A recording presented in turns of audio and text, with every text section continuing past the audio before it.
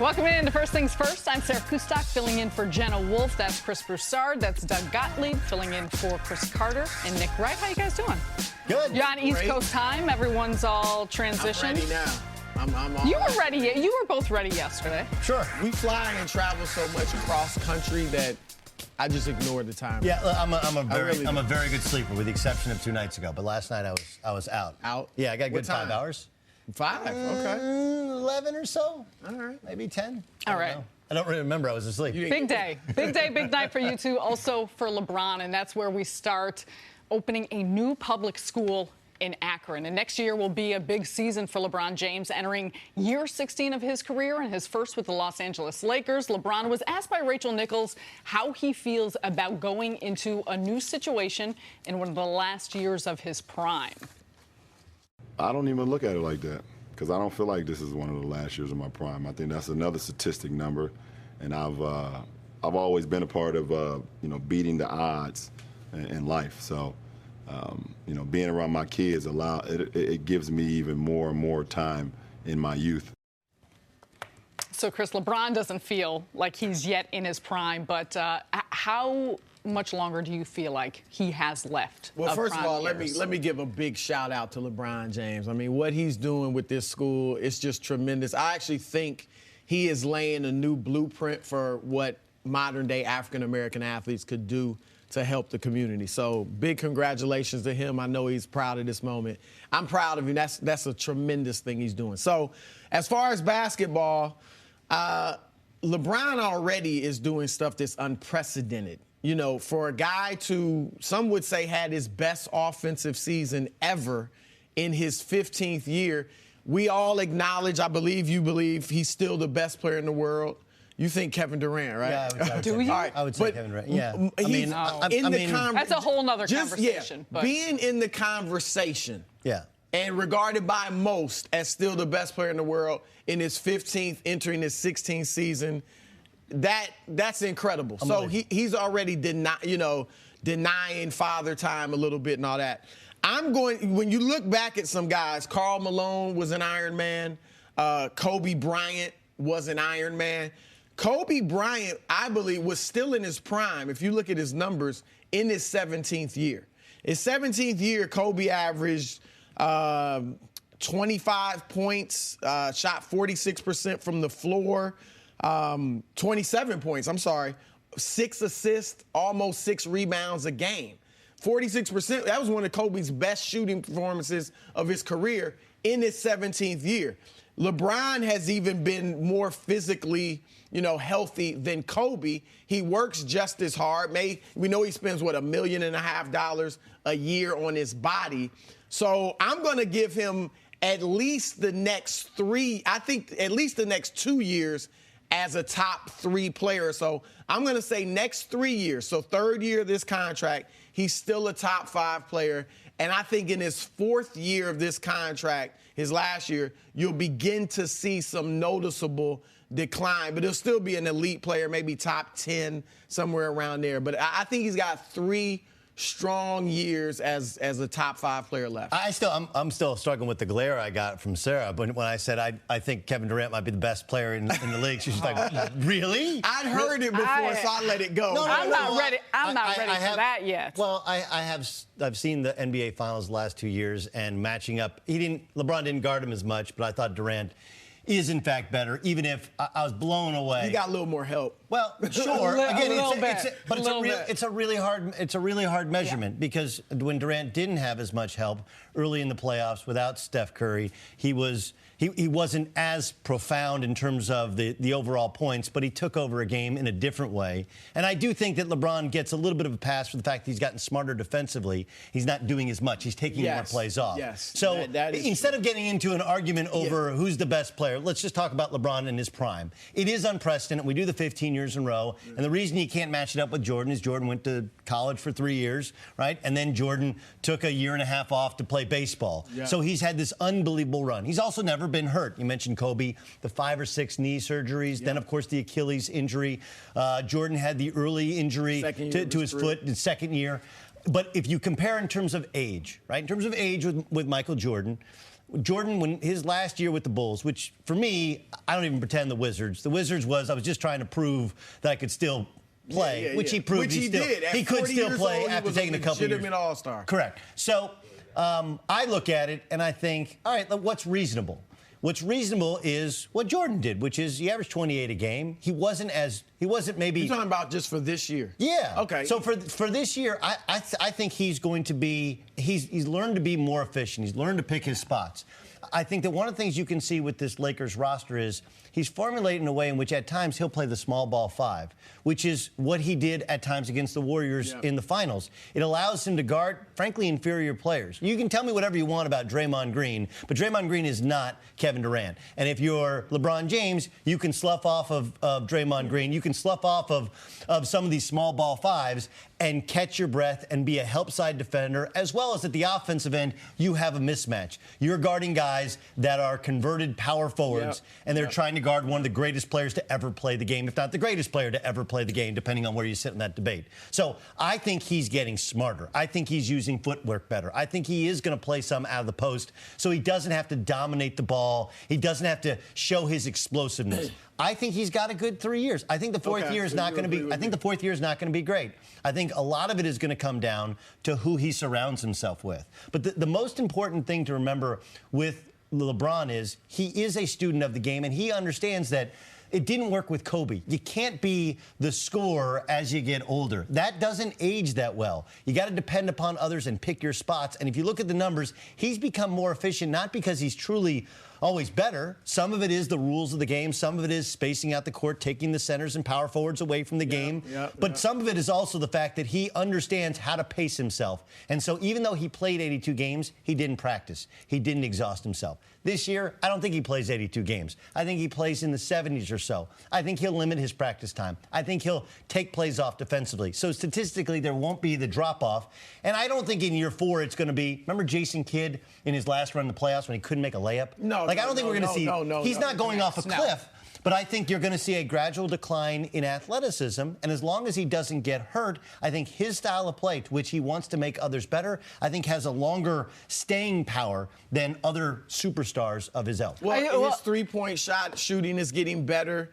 Last year, surprisingly, he ran the floor really well. I mean, he got out on the break, and if he still wants to do that, he can certainly do that with Lonzo Ball and Rondo and guys like that. So I'm with you. I actually think he's going to play past this contract. I don't think this will be his final contract. So I think, like you said, year 4, he's coming down a little bit, but I could see him playing a 5th year as well. Let me ask you, okay? You cover the Eastern Conference, right? I mean, there's a little bit of a difference athletically, but there's the sports continuum, right? Your basketball IQ is to this side. When you start, you have your athletic ability. He's not Peyton Manning at the end, right? Where Peyton Manning couldn't throw a football. Not even close to the end. But he is. But athletically, he's not the same as he was a couple years ago. He had some. No, I mean, but that goes I don't know back if you were to at that picking Brooklyn his game. spots. Where Absolutely. he had that dunk over like 3 people. Which is insane, but that's him picking a spot. I think there was some tracking data that came out, and he laughed at it, as he should have, but tracking data that came out throughout the course of the season saying he was one of it, and it was a certain group with numbers, but he ran the least amount of miles or covered as much. No, however, it's, to your point, it's a savviness and understanding of when to run or what to do. What I'm curious to see with the Lakers is, do they actually stylistically change how they do? We've seen LeBron surrounded by shooters, him being the playmaker, him with the ball in his hands so much with what they put together with the roster, with the different players, with guys who can create for himself. Do they change how he plays? Does he play out of the post more? They're not built to play that way. With him handling the ball 70% of the time and shooters around. They don't have the shooters to put around him like that is where he thrives. So how do they change that? And the roster may change. I mean, the guys, look, don't think the Lakers just brought in Lance Stevenson, Rajon Rondo, and all these guys without LeBron's blessing. I actually think LeBron pointed out many of these guys. So he is looking at playing a different type of way, too. there was talk, and I've talked to people close to him, when he was thinking about going to Philadelphia, okay, with Ben Simmons, I'll play more off the ball. I think he feels, Lonzo's not Ben Simmons, but he is a smart, high IQ player who I think LeBron would trust to make some of the right plays. So I expect, and as he gets older, he should be off the ball more. That'll make him more efficient. He could be dynamic in the post with the lack of great post defenders in the game today. He'd usually have a smaller man on him if he goes down there. With his court vision passing ability, he could really be devastating in the post. So I think you'll see him playing a different type of game, still handling the ball, of course, but I think he'll be off it more. I'll just say this. Everyone says, well, you play out of the post, and he obviously showed his ability to hit that fadeaway jump shot time and again in the playoffs. And some of that's the influence of Kobe Bryant. They become actually really close, and that Kobe has said, hey, look at Mike. He played out of the post. I played out of the post. It's a way to be efficient and to use all the skills that you have. The one thing is, his footwork is not what their footwork was. And that's an old dog, new tricks. It's really, really hard. I don't think he'll ever be great out of that post, but the difference is, and this can't be pointed out enough, is that the game has changed so much. You're not going against traditional post players. He can bully guys. Correct. Down there. Yeah, correct. You can still play guys. bully ball, and it's going to be interesting to see how he adjust his body. Does he play lighter? Does he stay heavy? I think all of these things are fascinating. It's as interesting to watch as the overall win total with the Lakers. And he puts so much thought into all this. Yes. So it's not going to just flippantly be how he shows up. All right, we're switching to the NFL because coming up, we hear the real reason Terrell Owens is bailing on his Hall of Fame speech. That's next on First Things First. Moving on to football, Seahawks rookie linebacker Shaquille Griffin jumps the route, picks off Russell Wilson at Seattle's training camp. What do you think? I think Russell Wilson kind of stared him down there. A little bit. Nice play. Yeah. It was an excellent play. Legion of Boom going to look very, very different with all the departures and retirements. Finally, defensive end Chandler Jones at Cardinals training camp, already in midseason form, absolutely destroying the blocking sled. Yeah, see, I think this feels like it's made in China. This is just another reason to increase the tariffs, right? Because Chandler Jones is awesome, but I never think of Chandler Jones as some sort of dynamics. That feels like a build quality. Doug, that's what I want to see. Well, no, he does beast this thing. That's but I mean, what I want to see. That's kind of easy. If I'm a coach, I don't know, Doug. But he's not a. I've hit one of those. You ever hit one of those things before? He's a speed guy, huh? Have I? Yeah, I a little bit of resistance. All right, moving on. NFL Hall of Fame ceremonies. The class of 2018 will be inducted this weekend with Terrell Owens not in attendance. Owens will hold his own ceremony in Chattanooga, where he played in college. His own ceremony. President of Pro Football Hall of Fame, David Baker, tried to explain T.O.'s planned absence. What he told me was that he upset that he feels disrespected, that he should have been a first ballot Hall of Famer. My conversations with him, I'll tell you, they've been good, and they've been very respectful. And I disagree. I'd love for him to be here because I think he would finally get the honor that he's always wanted. Having said that, he's a grown man. I respect his decision. Doug, is T.O. making a mistake not attending the ceremony? Of course. Of course, because he's making it about himself. He's taking the shine away from other rightful Hall of Famers. I have no respect for this decision. You think he's taking the shine away? Because I don't think I know. Are people really going to pay attention to him at Tennessee Chattanooga? No, but right now we're discussing Terrell Owens, not any of the other Hall of Famers. He's been discussed ad nauseum when all of the shows of us yackers, in which we talk about T.O., and we don't talk about anybody else. We wouldn't be talking about them anyway right now, would we? I don't know. Honestly. Probably not. But we're talking about T.O., who's chosen not to show up because he felt dissed. Look, wide receivers have been dissed by the Hall of Fame for years. He's not the first. He won't be the last. Our own Chris Carter didn't get in first ballot, didn't get in second ballot. And look, T.O.'s attitude, his persona, the way in which everywhere he left, even though he was incredibly productive, there was always this sense of like, yeah, we're kind of better without him. The locker room kind of operates better without him. All of these things. Like, look, he was disrespectful to the star. He was disrespectful to the Eagles when he got run out of town after helping them in the Super Bowl, coming back early from injury. He's a complex and conflicted guy, but bringing this noise to the Hall of Fame, bringing attention away from the Hall of Fame ceremony. When they finally put you in, he should be like Voldemort. He should be the guy that we're just not even mentioning leading up to it. Instead, talking about the rightful Hall of Famers. And if he doesn't want to be there to accept his bust, why should he even be in the Hall of Fame? He got in under a loophole. Don't be surprised if they change it. Hey, look, man, if you're physically able to be here, you got to be here to accept this incredibly prestigious award. Right? There's like 300 Hall of Famers in all of the world.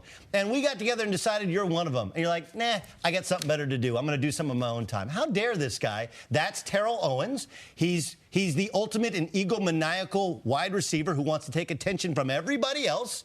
And so I feel like we're almost wasting our time talking about him right now.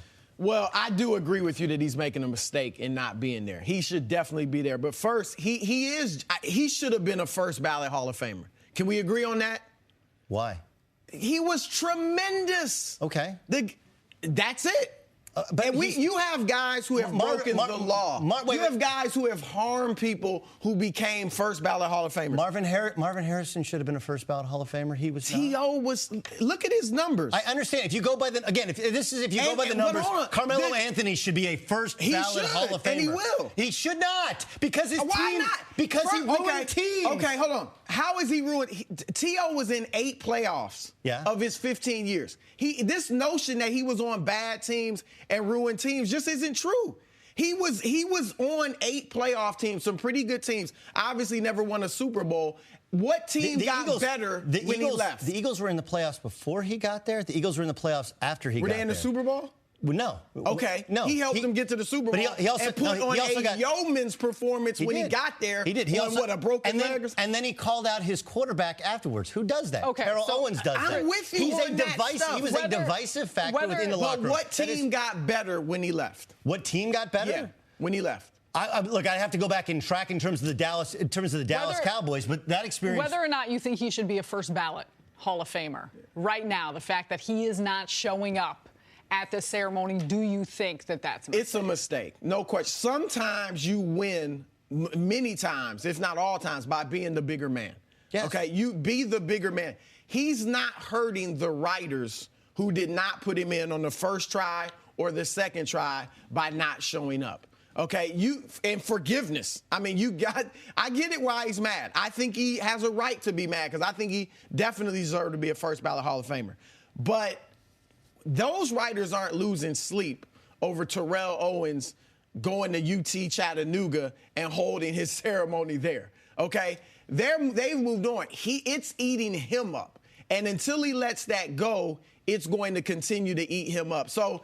And look, like you said, I think he could have won a lot of people over. Correct. By we never forget you're a Hall of Famer. Whenever he's on a TV show, we're always going to remember he's a Hall of Famer. Whenever anybody goes to Canton to visit, they're going to see his bust and all his stats and all of that stuff. But one thing maybe the thing most people remember more than anything is the Hall of Fame speech.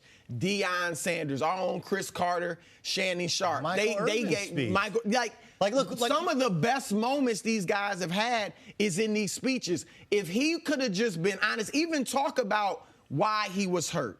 Talk about, he loves to talk about the misperception that he was a bad teammate. Address that, but not in anger. Well, Correct. So we're giving you the opportunity. But you mentioned Michael Irvin, also not a first ballot Hall of Famer, and he absolutely should have been. Yes, that was off the field stuff. Okay, off the field stuff kept him out. Bullet Bob Hayes, Art Monk, lots of guys waited, and they handled it with class and decorum. And I'm not saying that he doesn't belong in. And the truth is that if you really want to get down to it, in Hall of Fames, you should either be in the first ballot or you're either a Hall of Famer or not a Hall of Famer. You're not one of these well, he wasn't a Hall of Famer the first 5 years, but then the 6th year suddenly, then he was a Hall of Famer. Under that category or criteria, he's a Hall of Famer. No, I'm not disputing that. We are all saying that we believe it's a mistake. T.O. has said that he'll come out later with more details about his decision. Do you think that T.O. will regret that? You talk about the speeches, and that's something will he himself regret not actually being here? Of course he will. Of course he will. Who wouldn't, right? I think he's living a life of regret. I think right now at some point in your life, you're going to sit there and go like, man, I should have handled that San Francisco thing and not called out Jeff Garcia better. Man, I probably shouldn't have done bicep curls and sit-ups in the driveway in Philadelphia. Man, I should, because, like, look, if it doesn't ring true right now. That he's going to regret when that. I don't know if he can really run a 4.4, but suppose he can still run a 4.4. Yeah. Now, he can run a 4.4. And he wants to play football, and no one wants to hire him in the NFL. If that doesn't tell you that there's he's other 40, stuff. What? How old is he? Doesn't. Yeah, 40-something. No, it matters. Yeah. That matters. I mean, like, look, his hands were wildly overrated if you look at his actual catch rate, whatever. But, yes, at some point in his life, he will regret the fact that he didn't stand up on stage with that jacket on, looking at his bust, and getting to tell his own story. Instead, he tried to do it his own way. He's trying to fight the system, to which the system finally accepted him. Even if they did so begrudgingly so, and it is a mistake, and he'll rue the day. And the thing is, many people have changed the perception of them post-career. Now, Charles Barkley didn't have a terrible image because, of the Olympics and the Dream Team. But, he did do some things. I mean, spit on a fan, threw a guy through a window. Now he's beloved. There are many stories like that. You mentioned Michael Irvin. He became beloved, so that can happen with a lot of guys, and it could have happened with T.O. had he been there at the Hall of Fame. Okay, coming up, why didn't LeBron James push for a Kawhi Leonard trade to the Lakers? Hear it from him next on First Things First. First things first, and we are going viral. Big Ben to Antonio Brown has been one of the most potent combos in the NFL since they teamed up in 2010. Now we have their heirs. Check this out.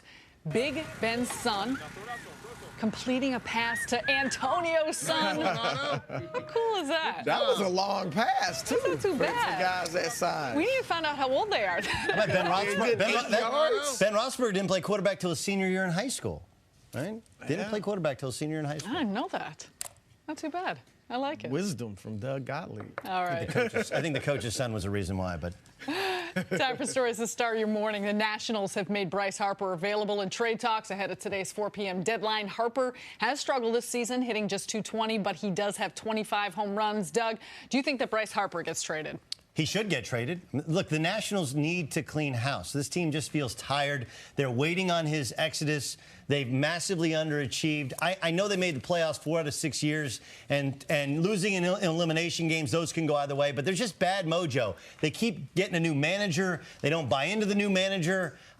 You got to get prospects, and sometimes you got to hit reset, especially when expectations are he signs a huge deal elsewhere. Maybe offer him a 1-year deal so you don't have to worry about the offseason. If not, trade him today and get some prospects for the future. Look, if you could keep him, if you can keep him beyond this, he's 25 years old. I'd love to keep him. There was a great moment he had with the fans at the Home Run Derby and the All-Star game and all that.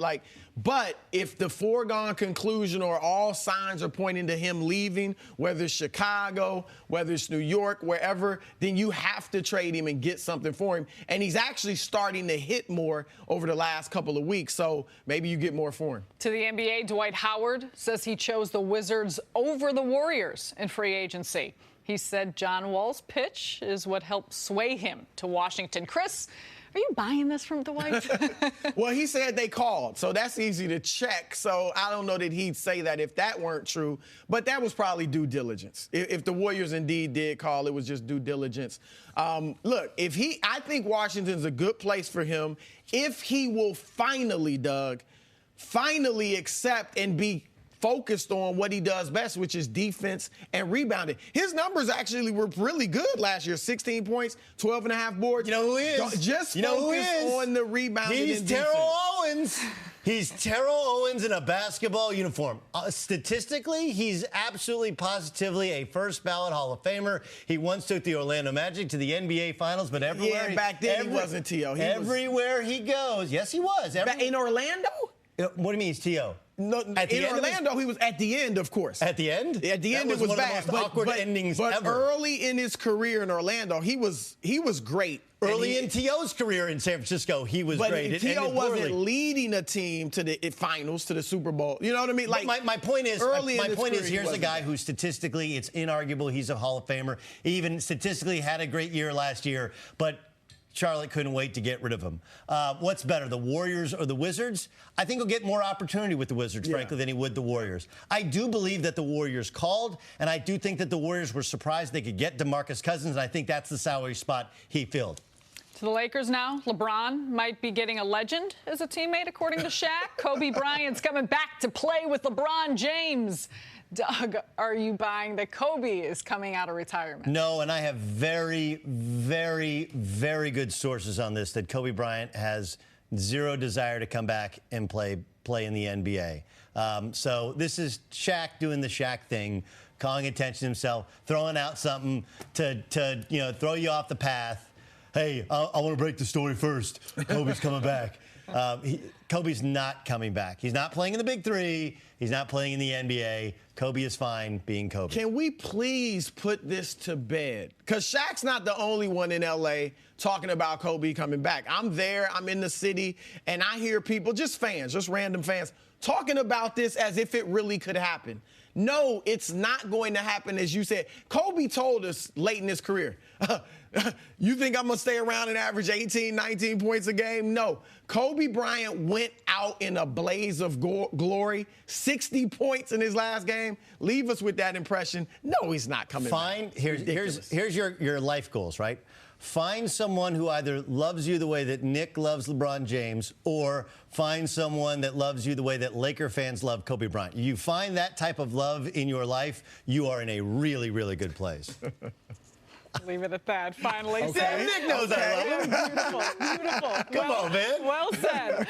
Finally, Sam Darnold finally showed up at Jets camp after signing his rookie deal. When Todd Bowles was asked about the rookie quarterback, the head coach said, quote, "I told him he was late."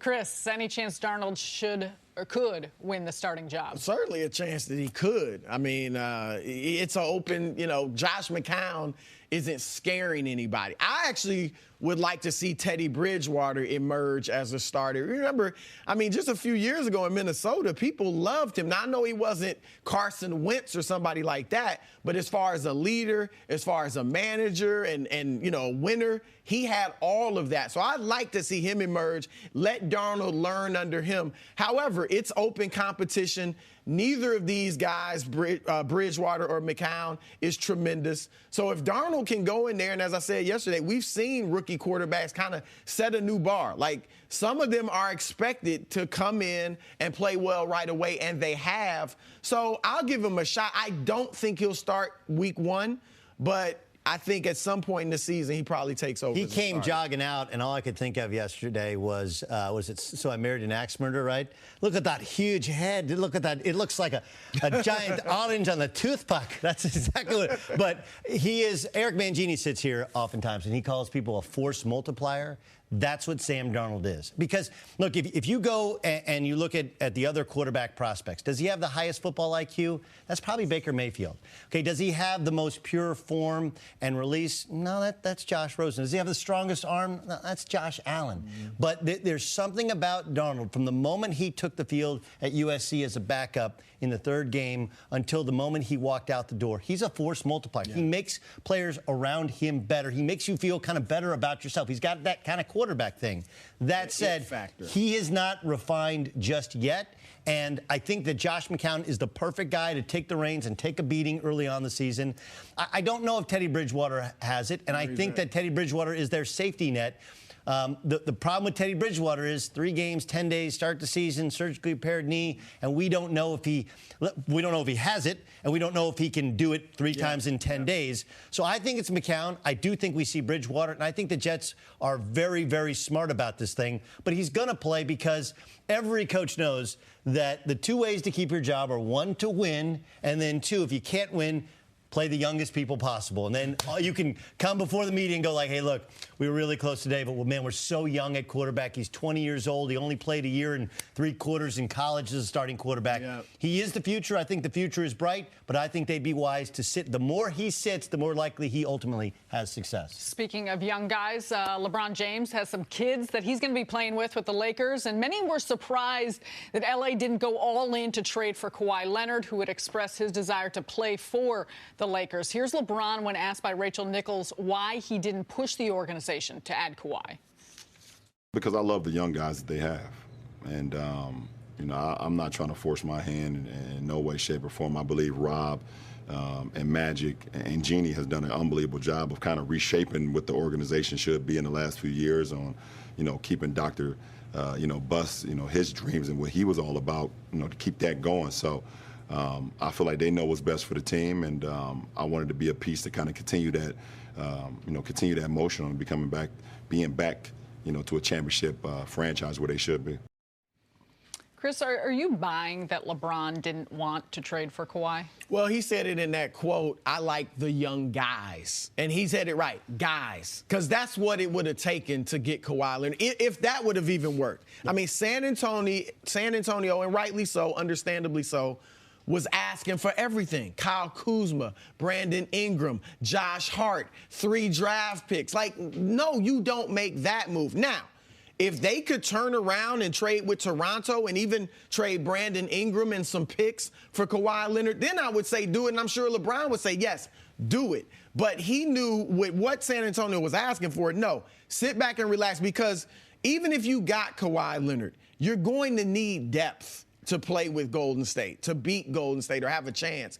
And by giving up all your young guys, you wouldn't have had that. So I think LeBron and the Lakers have made the right move right now. Now, come trade deadline, if things aren't going well in Toronto and they're ready to move Kawhi, and if they're going to lose him and they could get a Brandon Ingram for him, maybe they do that. So then you revisit. But to give up all of that, no, they did the right thing by waiting. Let history be your guide. We all talk about how LeBron's a student of history. You and I, we've all covered the NBA. We remember when Carmelo Anthony wanted to be a New York Knick. Had he simply waited. Now, remember, the landscape was different. The collective bargaining agreement was set to expire. There was going to be a lockout. He didn't know what level he'd be paid at, but he got nervous, he got tight, and they forced the trade early to the New York Knicks. And the Knicks had a young, fun team, Danilo Gallinari and Raymond Felton. Again, this is in his prime, Raymond Felton. And remember, they had to fit nicely around Melo. Yeah, they had to pay a king's ransom to get Carmelo Anthony when they would have gotten him in the offseason.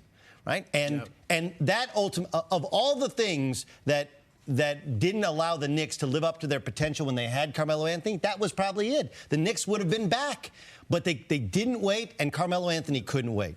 LeBron James, I think, and Rob Pelinka and Magic Johnson, I believe, are convinced that if they don't get Kawhi, there's still Jimmy Butler, Klay Thompson, Draymond Green, Kevin Durant, you name it, the free agents are out there next season. But they believe that it's better off, let's see what these guys have. LeBron, you heard his own words. We played them for you earlier. He doesn't think he's at the end of his prime. The reality is at some point he's going to fade, but can they wait an extra year and get another free agent to go with the guys they already do have? Remember, they have the Luol Deng contract, which they can stretch. They're going to have the space in their salary cap with Kentavious Caldwell-Pope and all these other guys being on a one-year deal. It's the smart play. It's the long play. It's the patient play. But if you look at the history just of the Knicks, when they had a good young roster and they chose to go all in on Carmelo Anthony a couple months early, that ended up, I know they won a couple of playoff series in the Eastern Conference, but truthfully, that was a failed experiment. Yeah. This is the opposite of that, and I think it's a smarter long-term play. And in what way can it be a feel-out process? Because I know it was Summer League, but Josh Hart has a monster summer. We know what Brandon Ingram did last year, to see what Lonzo Ball does and Kyle Kuzma in their second, to see what guys actually fit around LeBron, which guys work best. Well, this is the perfect example. Obviously, you cover the Nets as their lead analyst for your career. And so D'Angelo Russell's the perfect example, right? He puts up empty stats. They're probably better when he doesn't play, even though he's their leading scorer. Mm-hmm. And so I think that, honestly, LeBron wants to see it for himself, because Brandon Ingram seems to have some of the makings of a Kevin Durant type, but there's questions as to whether or not he has that dog in him. Who's going to know better than LeBron James playing 82 games? I'll know maybe after training camp or after the first 20 games, because as we all know, there's different levels to NBA games, right? There's NBA games that exist only in the bottom line in the box score, and then there's real NBA games that everybody watches. Now you're playing the real NBA with LeBron James on your team. He's going to know who's got the stuff that it takes to compete with him, with the Warriors, with the Rockets, with the Thunder in the future. And I think the only way to know is to play in those situations with Ingram. I think they think Hart has it, but they don't know if Hart is ultimately a starter or a bench player. Summer League is not real NBA. Lonzo Ball, there were some signs of him breaking through. year 2 plus playing with LeBron, it looks completely different when you're playing at the upper echelon of NBA games, and you're only going to know that by doing it with LeBron James. That's what this season is about. Find out who's going to be your second star for this year. And then if you get a big-time free agent, who can be your third star. So see what Ingram, Kuzma, Ball are made of. Hart, like you said, I think Hart does have the right stuff. I'm not saying he's going to be a tremendous player, but he's a strong character player. He can shoot it. He can defend. I think he's smart basketball-wise. So he's solid. And if they fold under the pressure of a Lance Stevenson or the Rajon Rondo going at him in practice, Michael Beasley, then you know they're not made of the right stuff and you regroup. But that's what this season is about. Well, it's no surprise. And he told Rachel Nichols last night when she asked about some of the, potentially head-scratching decisions they made and guys they acquired with a Lance or with a. He said these guys wake up and think about basketball. They want to play basketball. They're competitors. That was. I mean, look, there are guys in the NBA that don't love the game. They like it and they love what it brings. They're going to push these young guys. But they will. But look. San Antonio's got guys that love the game. Yeah. Houston's got guys that loves the game. Golden State certainly has guys. Well, and who's available though? Yeah, I'm fine with that. I'm just saying to love the game. That was. I get what they're doing. They're taking a page out of Houston Rockets' book defensively, and they looked at the playoffs and they saw Houston switched everything, forced it into a one-on-one isolation, get Golden State out of their motion offense and go one-on-one. And they think with these guys they're adding that they can do that defensively and give the Golden State Warriors maybe some problems. They got some dog in them. Yeah, they got some dog. That's part. We touched on this yesterday. I don't know if I got an answer from you guys. What would deem a successful next year, just next year, not big picture, what would be a successful season, do you think, in the eyes of the Lakers? Look, the West, I think there's Golden State. I still have Houston, even though they may have dropped off a little bit as the second team. And then I think, the Lakers, the Spurs, the Jazz, the Thunder. Blazers. The Blazers. Yeah, Pelicans. it's just a bunch of teams together, that are fighting for those last 6 spots. Yeah, and so Mavericks. You could finish in the 7th. And the Clippers. Yeah, I wouldn't put the Mavericks up in that group yet, or even the Clippers. I wouldn't put in that group. But if you could finish 7th and be a game and a half, 2 games out of the 3rd spot, just like last year. So, I've predicted 53 wins and LeBron's the MVP. That would probably put you in the top 4 seed. If they have 53 wins, he will, in fact, be the MVP. Yeah. They're going to have to win 50-plus for him to be the MVP. Look, I just... It's the definition of pornography, right? You know it when you see it, right? You'll know a successful season when you see it, right? Or do we have? Well, remember last year his coach had to step away because of anxiety. They had to trade half the roster. So I would hate to put a number of wins. But they have to make the playoffs. They have to make the playoffs, and you can't be like an 8 seed, 7 seed fighting your way in. I feel like they got to be a solid playoff team. But again, you know it when you see it. If it feels like the momentum is, it's like a company. If it feels like the momentum is, they're not going to win a championship. I don't expect it. I think it's unrealistic to expect them to contend for a championship. But if you know it when you see it, if you feel like it's growing into something like, oh, you know what, Ingram, oh, you know what, Lonzo Ball, oh, KCP, they're a little bit better, a little bit further along than I thought, and it's going to work ultimately when they add another piece. You'll know it when you see it. I would say solid playoff team. I just hate to put a defined number around it because there's so many other variables we don't know. Yeah, I'm not saying they have to win 53 for it to be successful. That's what I'm predicting, but they have to make the playoffs. Correct. They have to do that. Maybe get to the second round. All right, coming up, do the Giants have the best offense in the NFC? Some NFL scouts seem to think so. That is next on First Things First. Welcome back to First Things First. Super Bowl champion Chris Canty joins us. Thanks for coming back. Thanks for having me, guys. I'm bummed you don't have your ring on. But why? You don't want to be that guy that wears a Super Bowl ring every single day. How did I not realize I wore it because I was going out to Giants training camp yesterday. It was cool to rap with some of the guys, but you can't wear a Super Bowl ring every single day. It takes away from it being special. So it's a Super Bowl ring. Right. How many of the guys were asking about it? Oh, yeah, a lot of the guys that I sat down with, Saquon Barkley, Evan Ingram, they were excited to see a Super Bowl ring, but they were telling me how they're looking forward to having a bigger one with more diamonds in it because they put the number of Super Bowl trophies on every single ring. So Okay. Hopefully, those guys get one that'll have five diamonds in it for 5 Super Bowls. Let's try to make the playoffs first before you start talking Super Bowl with the young guys. Well, listen, I'm with you on that one, but the fact that you drafted a running back with the 2nd overall pick, that tells me that the Giants are expecting to compete for a championship. Perfect. Perfect tee up. You being at training camp. Well, Let's I do talk this, about Sarah. that. I like it. I like it. They're hoping for a bounce-back year after winning only 3 games last season. Their offense should be much improved with a healthy Odell Beckham and the selection of running back, as you mentioned.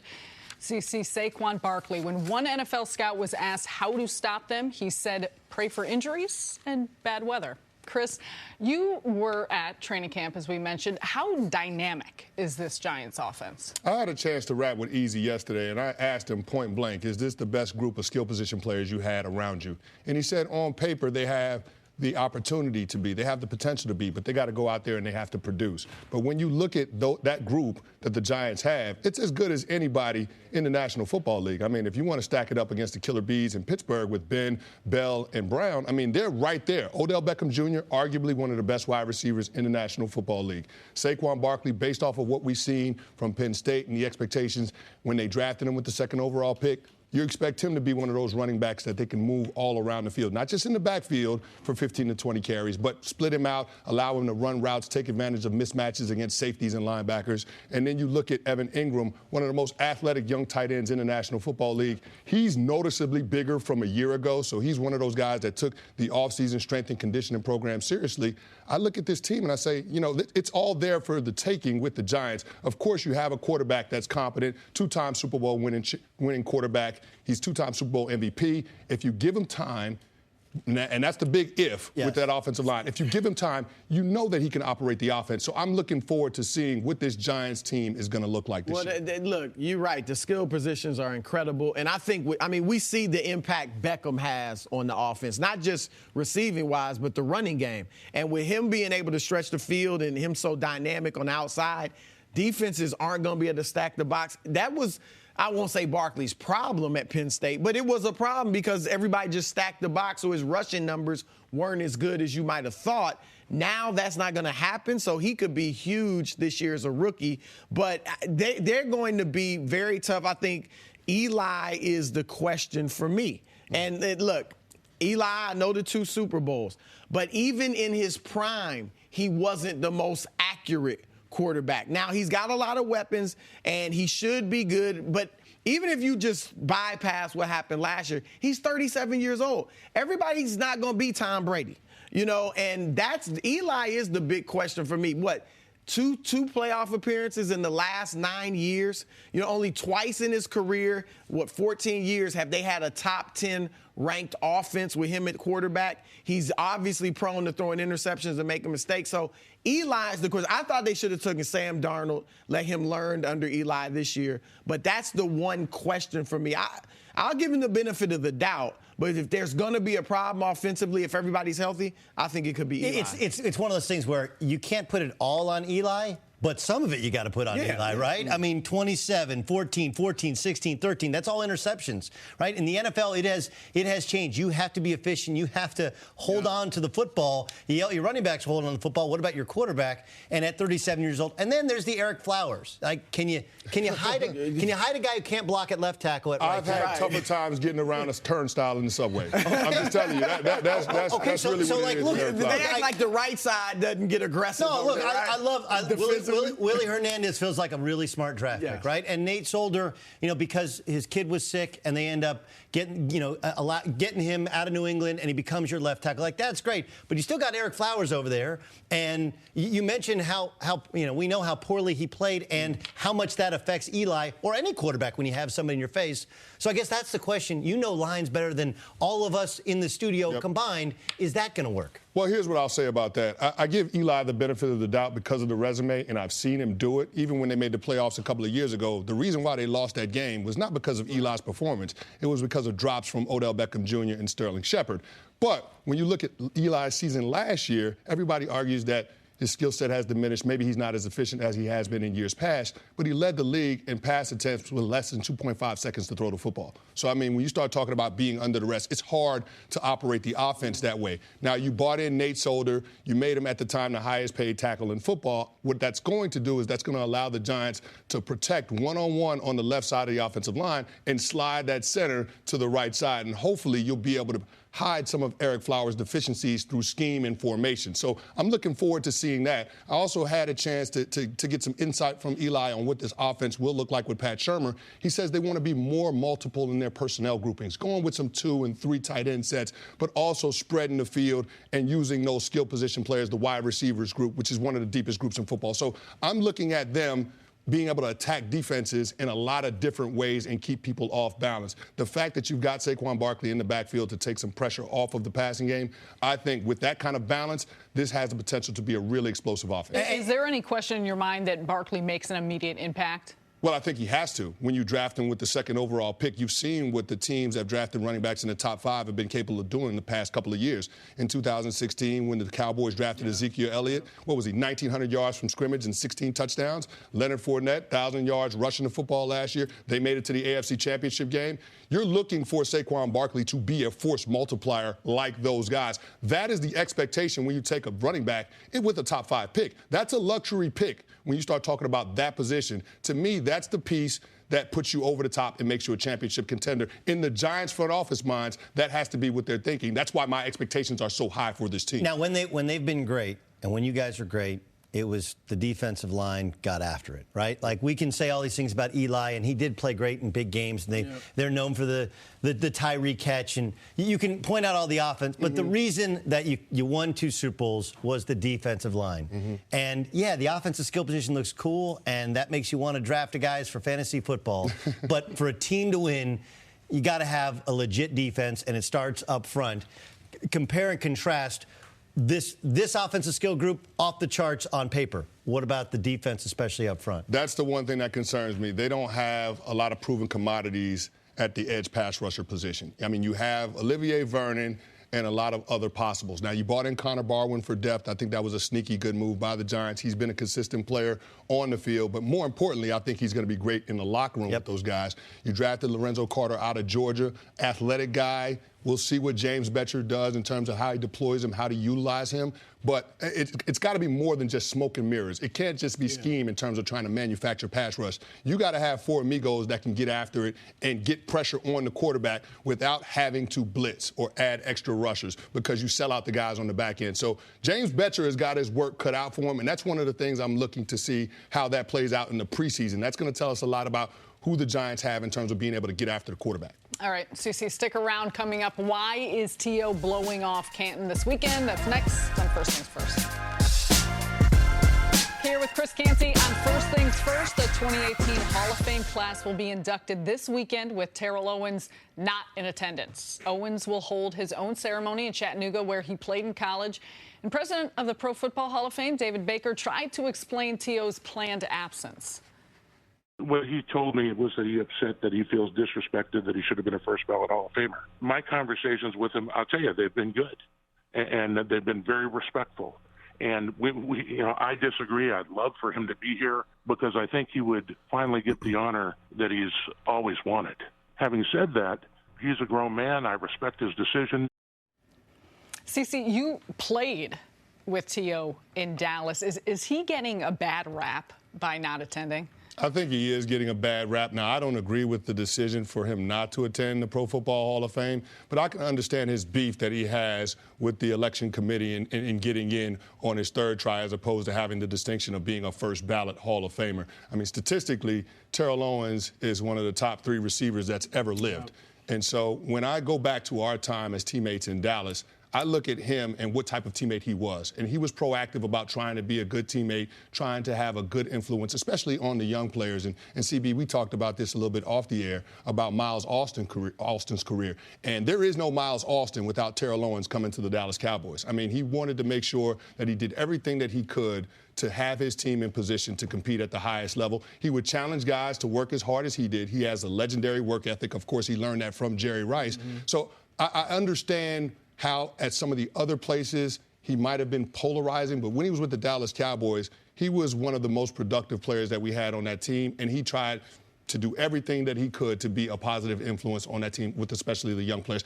I look at his decision not to attend the Pro Football Hall of Fame as adding validity to the criticisms that he's had his entire career about being a selfish player, and I get that. I look at the Pro Football Hall of Fame as a museum chronicling excellence in pro football. So that means it's bigger than you. Yep. So even though you have an issue with the people that are responsible for voting on the Hall of Fame, you still have a responsibility to the fan base, to the players that preceded you, to make sure that you are there to be celebrated. And you don't want to detract from the other guys going into that class. You guys know what they call the man or woman who graduates last in medical school?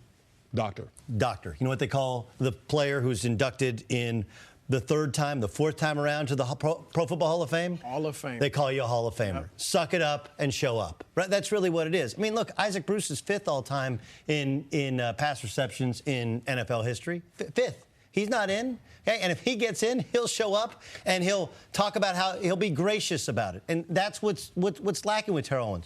I'm not going to sit here and tell you he doesn't belong in, but Cece, you nailed it, man. He's living down to his reputation, whereas he has a chance to, was it in Dumb and Dumber, totally redeem himself, right? Completely, just when I think Terrell Owens couldn't do anything more egomaniacal than tell us he could run the 4-4 or maybe we want to go play in football, then he totally redeemed himself and shows up in Canton and is gracious and is thoughtful and presents a speech that tells you just how troubled a life he had and how much football meant to him and how much it meant to him to play for historic franchises like the San Francisco 49ers and the Dallas Cowboys, and then what it was like to play in the Super Bowl for the Philadelphia Eagles. But instead, he's not going to be mentioned except for all the shows leading up to and all the shows afterwards. And it's overshadowing. Dude, Ray Lewis is going in, right?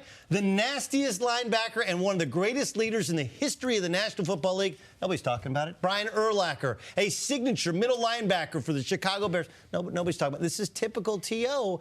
And as much as I know there are players that like him, there were quarterbacks that struggled to deal with him. There were coaches. There were front office people that struggled to deal with him. It ended bad everywhere he went, and you're starting to see some of the reason why. And unfortunately, he is just keep throwing wood into the fire. And this is the lasting and indelible image of who he is when he gets inducted and he no-shows and does his own ceremony in the Pro Football Hall of Fame. Well, the thing that seems to upset him more than anything is this, what he would say, misperception that he was a bad teammate. Not many people have heard what you just said, you know, because most people think of him as a terrible teammate. As you said, it has ended badly in a lot of places, but this would have been the chance to change it all. This could have been the beginning of having a new image, as we said earlier. A lot of players who had problems in all sports while they were playing, Alex Rodriguez. You know, I mean, with the steroids and all of that. And now through his work out on the camera after the game, playing the game, he's becoming beloved and a staple of the game. I mean, you can go on and on with guys who've done that, Michael Irvin and others.